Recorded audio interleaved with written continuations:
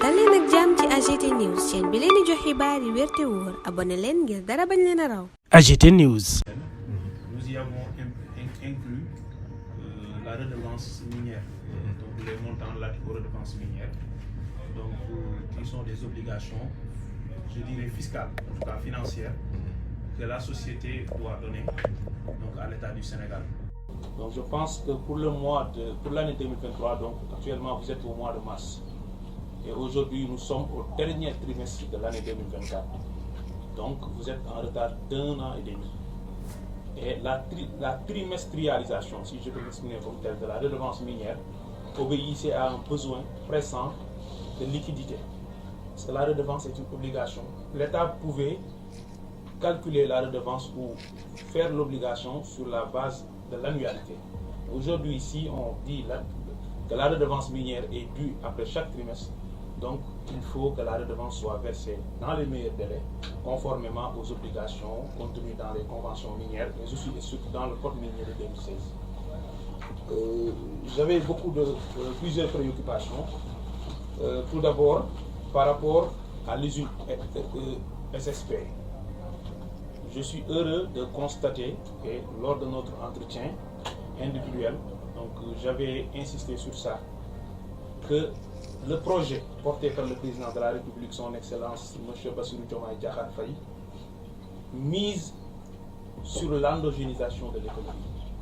Et l'endogénisation de l'économie passe par la souveraineté agricole. Et qui parle de souveraineté agricole fait toujours allusion à la souveraineté alimentaire. Or, la souveraineté alimentaire ne peut être atteinte que par une maîtrise réelle sur les intrants agricoles. D'où la nécessité d'augmenter la production nationale d'engrais.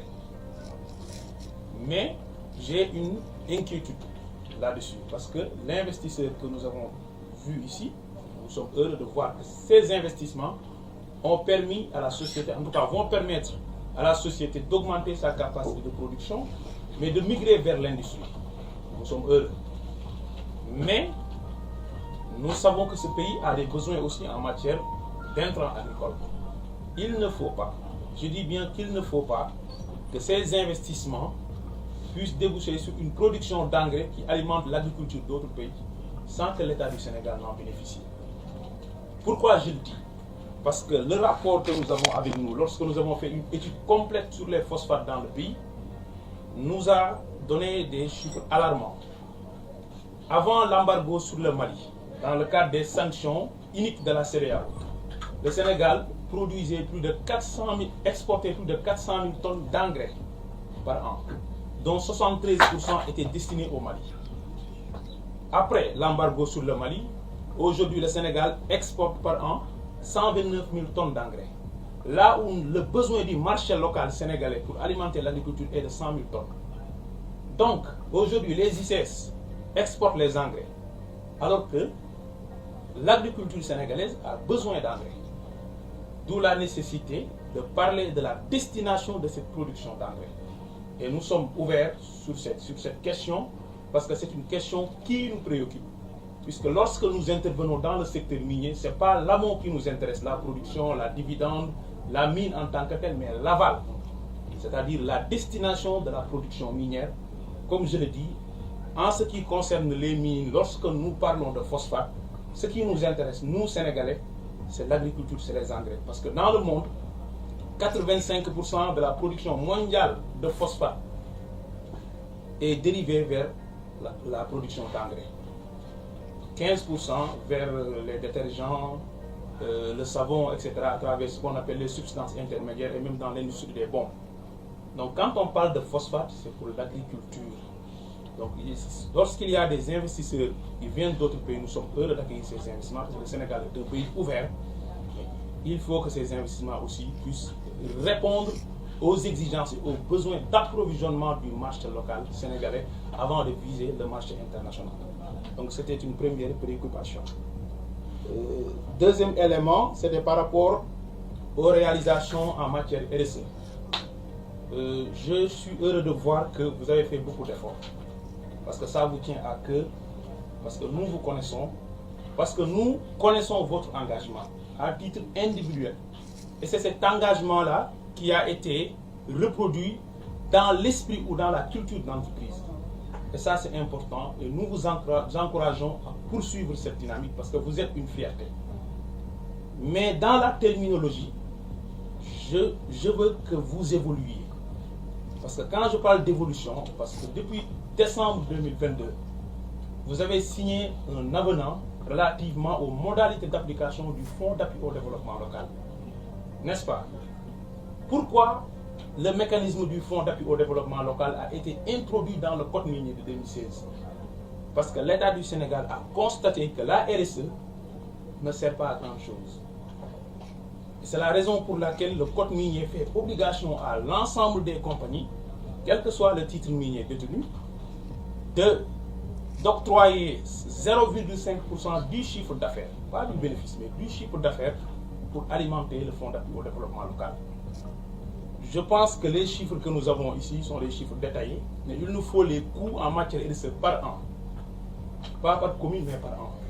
C'est un chiffre important pour nous, mais au-delà, je pense que peut-être vous l'avez dépassé, mais dans la présentation des documents, il faut insister sur le développement local. Et vous l'avez dit, parce que le Code minier, quand il parle, le Code minier dit en relation avec le plan de développement local.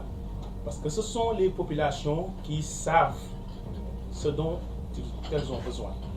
Donc nous vous encourageons à poursuivre cette dynamique, mais à changer de terminologie, à changer de fusil d'épaule, pour désormais insister sur la notion de développement local, et non pas de responsabilité sociétale d'entreprise.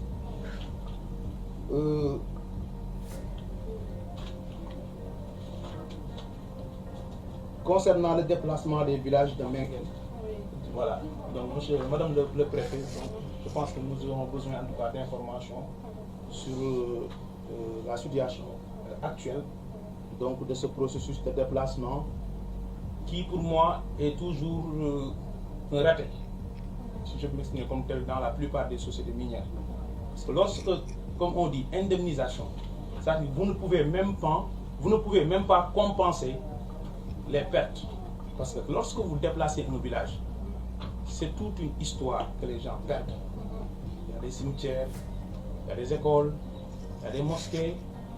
Ils perdent toute une culture. C'est la raison pour laquelle l'indemnisation ne doit pas tenir compte que de l'aspect habitat.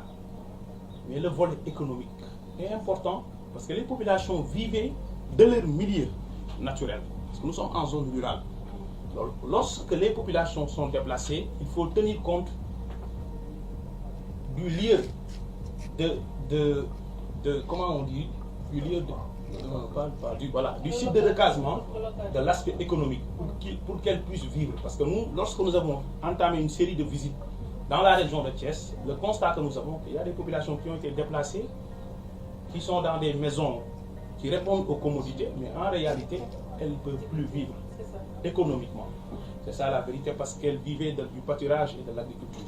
C'est important. Et dernier élément sur le déplacement des populations, c'est de tenir compte de leur modèle de vie. Parce que nous sommes en milieu rural où les gens vivent en grande famille, dans des concessions. Donc il ne faut pas reproduire le schéma d'autres sociétés minières qui ont construit des maisons de type F2, F3. Ça, c'est adapté en milieu urbain. Mais en milieu rural, ça cause énormément de dégâts. Le reste, comme vous l'avez dit, incombe à l'État parce que le développement des terroirs appartient à l'État.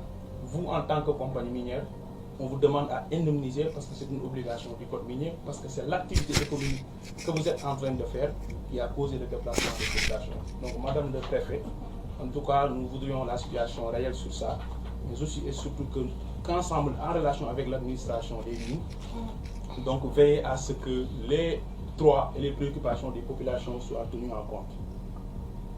Ce sont globalement les quelques éléments sur lesquels je voudrais intervenir, Madame le Préfet. Oui, merci beaucoup. AGT News. dal leen ak jàmm ci AGT News chaîne bi leen di jox xibaar yi wér te wóor abonné leen ngir dara bañ leen a raw.